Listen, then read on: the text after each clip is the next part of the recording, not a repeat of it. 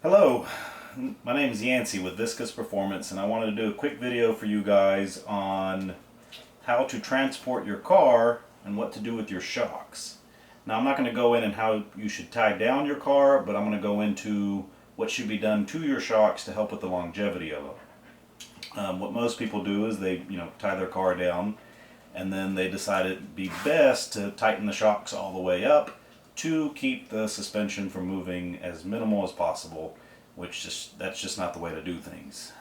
I typically recommend to loosen the shocks up all the way, and I'm going to explain the reason for that. To give you an example, you have a diesel engine truck that you haul your car everywhere with, and what's the worst thing for that diesel truck?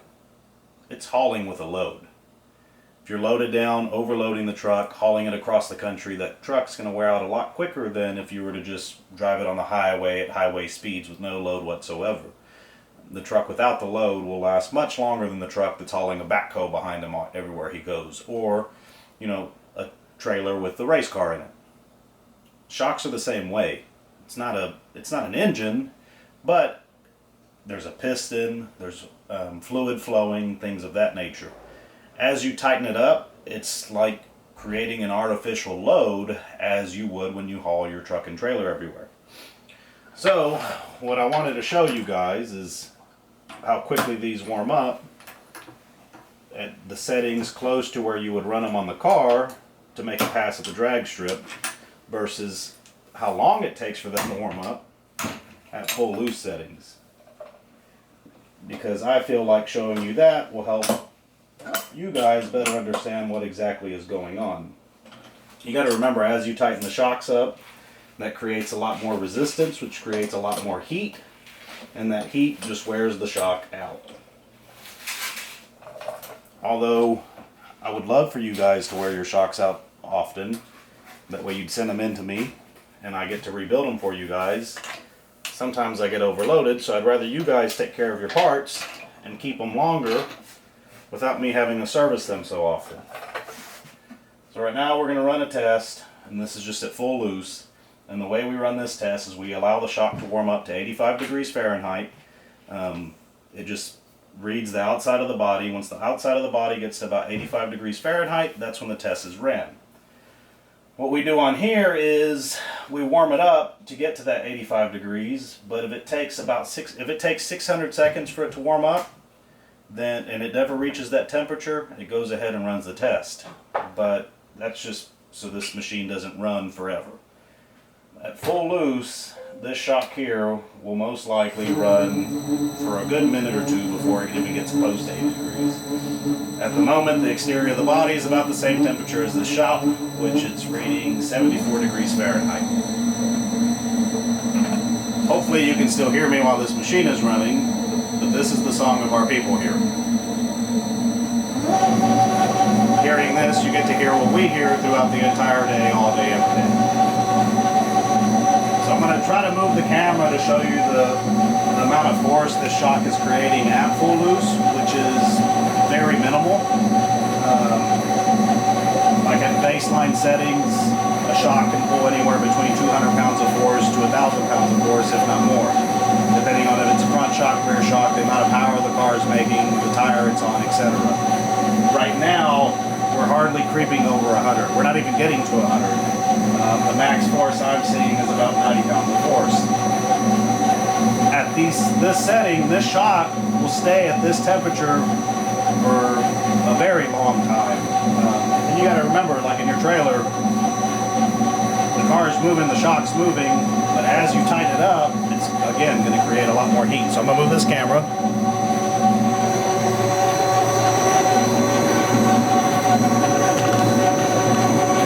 And as you can see here, hardly getting over 100 pounds of force, and we're at 77 degrees. But it's going to take a while before it gets up to that 85.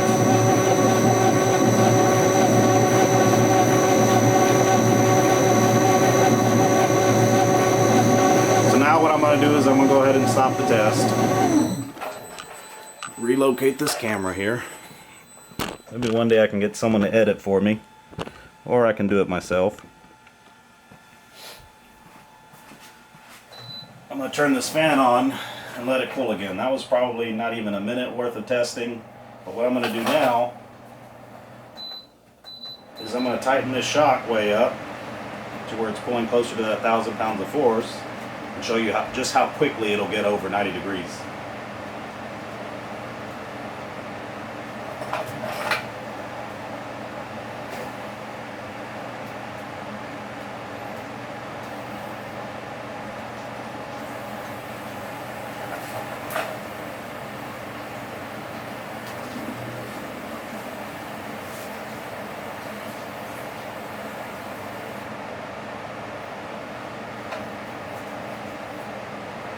Now mind you, I know this isn't like the most accurate way to test things.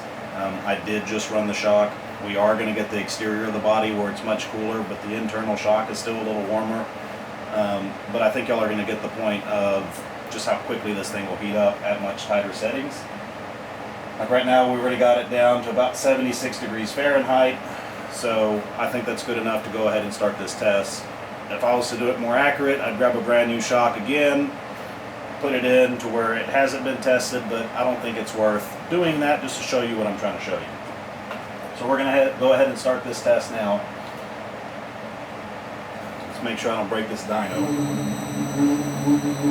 So now, on the compression side at 3 inches a second, you're seeing 200 pounds of force, and on the rebound side, you're still seeing roughly 60 pounds of force. But at 5 inches a second, she's really pulling 300 and 200 on both settings.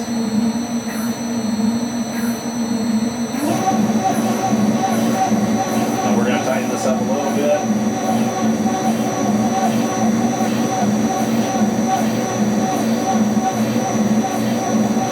You can hear this thing tugging. Now as you see, I have the fan blowing on it right now. It's blowing 1,000 pounds of force on the rebound and about 350 on the compression, and it just got to temperature like that. This is where we'd start a front shock at, pretty close to these settings. And we hit temperature, how long was that, half a minute? Whereas at the full loose settings, this thing would have just kept running. Not all day, it's gonna still get hot, but it would have ran for much longer versus the settings that we have in that now. So just picture that in your car. What I usually recommend for people is to invest in some chassis bladders. I'm not exactly sure how much they cost, but it's worth it in the long run, especially when you have high dollar shocks, whether they be Vikings, our custom valve shocks, Penske, Strange, any brand you can think of. You'll help them last much longer. I don't care what shocks you get, whether you get them from me or elsewhere. I want your program to run as smoothly as possible throughout the year that you can have it run. So invest in some chassis bladders. If you need to know, if you would like to know someone to contact to order some, I do know a few guys. I don't sell them, but I do believe in them and believe that people should have them. And then again, if you can't afford the chassis bladders, just loosen your shocks up. That'll help you so much more. So now I'm just going to go ahead and let it run through the test. Just because we're here, you can see how we test our shocks. Again, we typically warm them up to about 85 degrees Fahrenheit, and then we run them through a cycle at 1 inch a second for 3 cycles, 2 inches a second for 3 cycles, 3 inches a second, 4 inches, all the way up to 8 inches a second, 3 cycles each, and then we get a graph created from that. We get the shocks to match, we baseline them, and then that's the graph you get from us. But this is your normal test. It takes a few minutes. The hard part's getting them dialed into one another. Well, voila, there's the test. At this point I would save it, but in this test alone, with this fan on there, the shock has already gotten to 92 degrees Fahrenheit. Imagine traveling 1,000 miles to your next event, maybe even 200 miles to your next event. The shock would get so hot that you can barely touch it. I can tell the people that loosen their shocks prior to hauling or having chassis bladders versus the people that don't, because you know, I have guys that they've had their shocks for 5 years, they send them in to me to get freshened up, and the oil looks almost new. Not new, but close to. Now you have other guys that they send their shocks in after a season, and they haul the car all across the country, but you can tell they didn't loosen the shocks up because the oil's black. Like it looks like you're changing the oil on a diesel truck. It gets so nasty. They'll stain my hands and everything.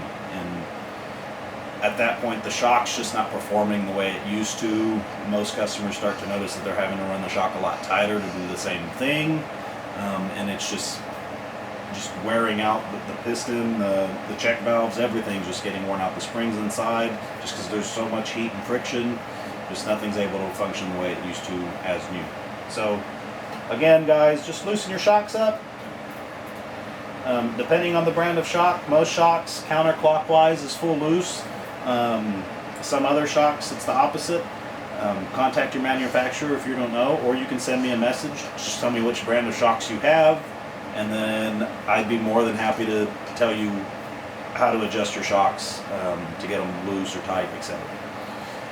So I hope this has given you a little bit of insight of why you need to loosen your shocks up. I know some of you that follow me on Facebook see that I post that over and over and over and over again, and there's a reason for it. Again, I want you to have the best race program that you can have.